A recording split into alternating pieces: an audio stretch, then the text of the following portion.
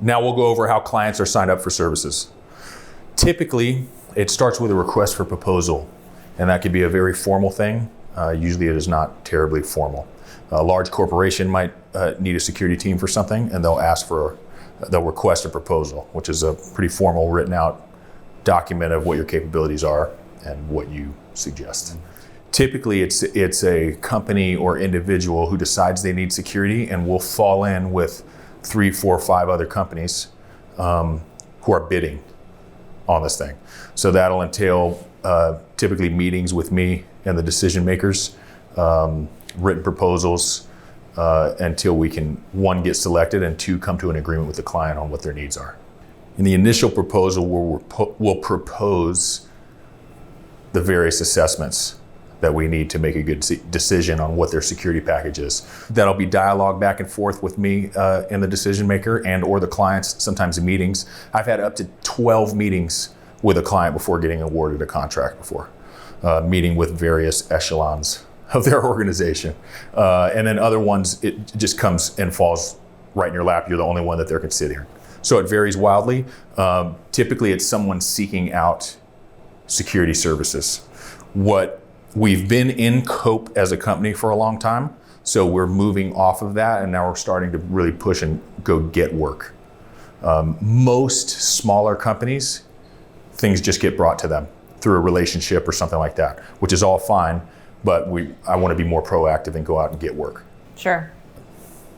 Any questions? If you could walk us through an actual client that you've gotten and how they heard about you and how they contacted you and all that kind of stuff. Good. Here's an example on how we got a client. This one happened to be a school. So they had an in-house security program, which was not run legally per the state laws, because you have to do it through certain licensing and that type of thing.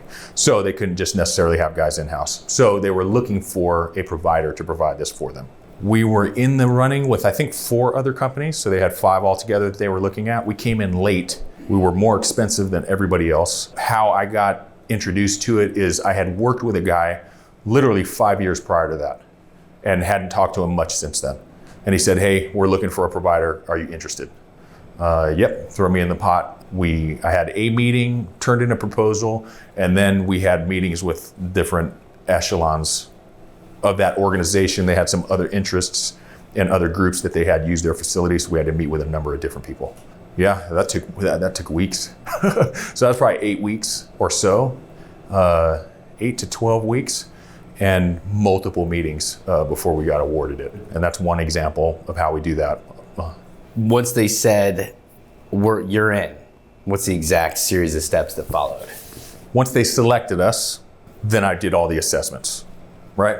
So we did our threat and vulnerability assessments, we did our site assessments, all that entails good. What's your schedule? When are kids coming and leaving? When are staff there? What hours of the day? All that type of thing. So we got a good view of what their operation looked like. Then they had a good idea of what they needed as far as positions, but I made my recommendations, which we went back and forth and lined those things up. Then we had guard selection. Those were uniformed armed guards.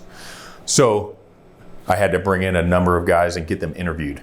So we had to interview and approve them, and then bring them in for the school administration to interview and approve them.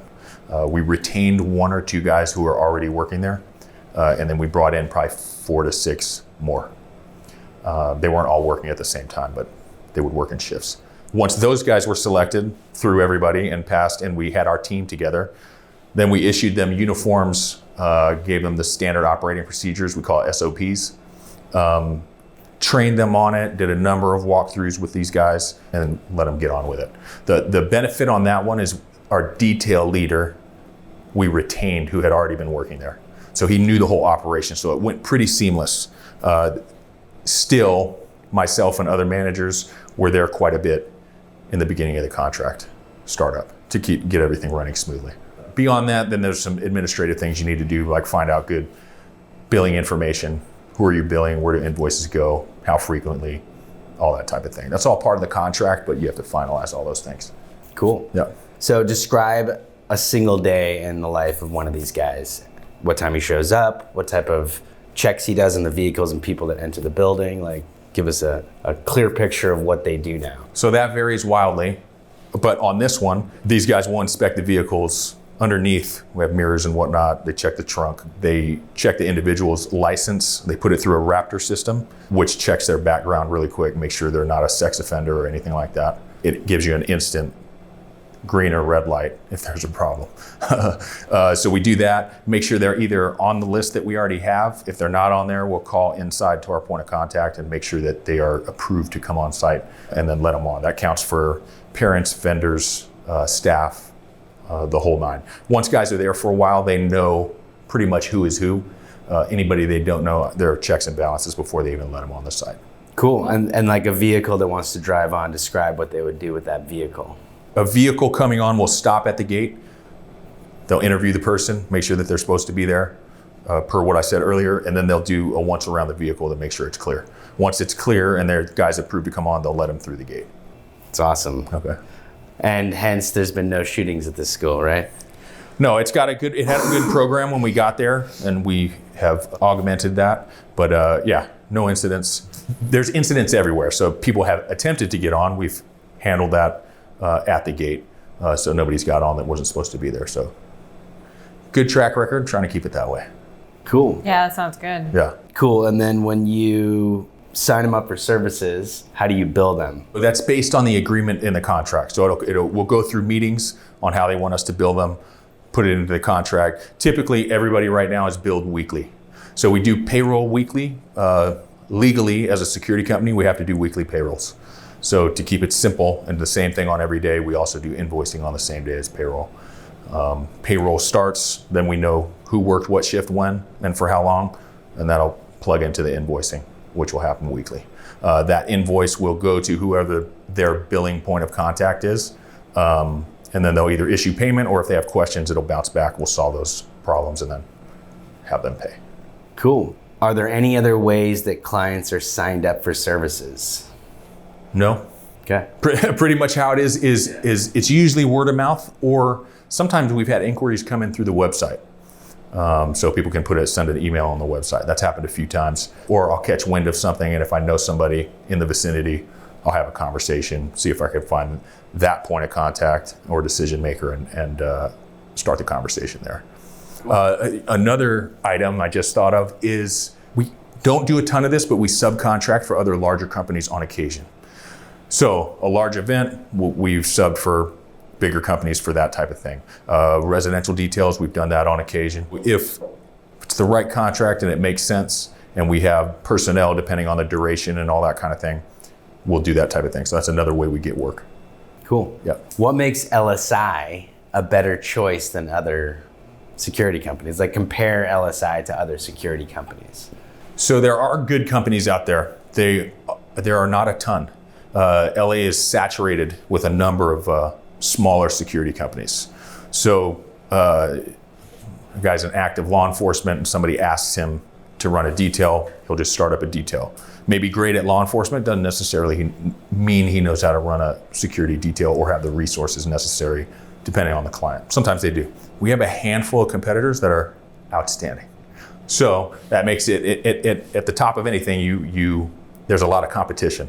So we have to be great at what we do. Part of what we do that separates us and puts us in that echelon of good companies is the preliminary work we do with all the assessments. So just a professional approach. Good, do you really need this? How much do you need? How little do you need? I'm not going to try to make $1 million off one account. I want to make sure you get a good service. So by doing that, simply that alone separates us from most other companies. Further on licensing, we talked about what the agents need or the guards need. As a company, you need a private patrol operator's license, which is issued by the Department of Consumer Affairs, Bureau of Security and Investigative Services. That's the company license you need in order to run a security company. There are companies out there that don't even have that licensing and do this type of work. So we have that licensing, we have insurance, the minimum requirement's $1 million, we have a $5 million policy, trying to go above and beyond. That covers pretty much any contract we'll run into. There are some very large contracts that require up to $15 million. At this time, we're not working on any of those, so we haven't had to do that. But our licensing, our insurance, background of myself and our managers and our team, our investigators, is what makes us strong as a company. Cool. Great. That's awesome. Yeah, and then what would that mean in terms of an event that occurs that the insurance would cover that makes you more valuable because you have this? We have a few different insurances. We have a general liability insurance, which is the main one of concern. So for example, right, Joe Blow star has no security and he slaps the paparazzi for mouthing off, what have you. He's going to get, that's an assault charge, and he's going to get sued civilly for that and probably lose some money. So for example, in that type of client, they'll want security with that guy to deal with those problems. Obviously, you don't want the moneymaker, so to speak, or the star to have to deal with those things, or to have to protect himself even, right? He's worth a lot of money to the studios that are taking care of him, right? So they want security there. Security will deal with that. They know how to use verbal judo, we call it, or de-escalation, in order to get out of potentially combative situations, right? If they do get into it, they know how to handle that as well. But now you have a security company in the way with their licensing and insurance. Everything's legal, there's insurance in the way. When the aggressor attempts to sue the client, which they will try to do because that's where the money is, now they have to go through the company's insurance policy. So it's better to have $1 million, $5 million of a room is better than $1 million of a room, right? So it insulates your client legally as far as their safety goes, and also in civil suits and that type of thing. What a freaking awesome selling point. So Yeah. your Yeah. insurance, like LSI insurance company, would have to pay this paparazzi that got slapped. If he was right if and he he went won to or sue something, and he yeah. won, and he won like $200,000 in damages for emotional distress or whatever, your insurance company, because it was a guard or a executive protection agent who was there rather than, you know, Katy Perry or something, Right. your insurance company would just cover it. It depends on a multitude of factors, but that's what the insurance That's is the there for. concept. Yeah. That's cool. Yeah. See, that It is insulates the such a client. good selling Yeah, point. because then Katy Perry doesn't have to deal with like her whole legal team and like her money and all this other stuff because Right. she's, you know, Right. she's the boss. Exactly. So as far as a selling point, security is expensive. So we talk about security like car insurance. No one wants to pay car insurance, but you pay it because you might get in an accident and you'd rather not have to come out of pocket for that. So security is the same type of viewpoint for those that need it, right? It's insurance. It's something that you hope you never have to use, but you definitely want there if you need it. And it also, as the selling point, insulates you from coming out of pocket on civil suits. We've all heard the stories. Somebody got in a fight and got sued for $10 million. Right. So it helps insulate them from that. Cool. Yeah. Sounds good. What are some questions clients ask you that you then, and tell us the answers you provide in terms of them asking about your services when they're considering using you for their security services? A lot of times they'll ask, who do you work for? Who have you worked for? Who do you work for? That is always a vague answer. Every client we have is bound by, we're bound by their confidentiality agreement. Our team is bound by our own confidentiality agreement. And in the industry, it's frowned upon if you're name dropping, that kind of thing. It's not needed. You either do the work or you don't do the work. So they'll ask who we work for. I just general answer that. We work for high profile individuals, VIPs, high net worth, ultra high net worth individuals. We also work for corporations, educational institutions, things like that. We've worked for a number. If you want references, we can provide a list of references. So you can be an entertainer, sports figure, politician. There are a lot of people that are very visible in the world, and with that visibility comes the need for security. Some other questions that clients ask are, what are your capabilities? Can you service this type of contract, right? So good, our client tours 10 months out of the year. They're out of town, they do it domestically and internationally. Can your team handle, and can you provide guys for that workload? That's a good question. My answer to everything is pretty much yes. Now, sometimes you have to hash that out in the contract on what that means. For example, a client will say, hey, I want the same guy all the time, I never want him to change. It's just not possible, right? 24/7, all day, every day, it just doesn't work that way. So guys get sick, cars break down, they leave the country, I don't know, they go live somewhere else, they decide to work at Starbucks. What are you gonna do? So we tell clients, good, completely understand that concern, We definitely want to get you consistency with your personnel. How we can do that is give you a small team, 3 to 4 guys, depending on the workload. They'll be the same guys you see every day, and it'll you give us a runway to introduce you to these guys. You select who you like, and then we'll keep that team consistent. So that's another question. Beyond that, it's really, can you service this detail? Here are our needs and wants. Can you solve that? 99.9% of the time, we can solve that. If it's something that we can't, or it's not in our best interest, then I'll say, we are probably not your best option, but I will give you other options. I've got 3 or 4 other options I can put you in contact with to help solve your problem. That way it maintains the relationship and PR with the potential client. And I've had situations like that materialize years later into a new client because I had a good relationship with that. So that's some examples. So as far as some clients that we may have decided not to work with, anything unsafe or illegal, it is a rule across the board. We don't do any of that. If we have an existing client that asks us to do something like that, we very politely and articulately decline. And then it gets pushed up the chain of command to me, and I usually have a conversation with a decision maker about what we will and won't do. Typically that's hashed out before you're in a contract.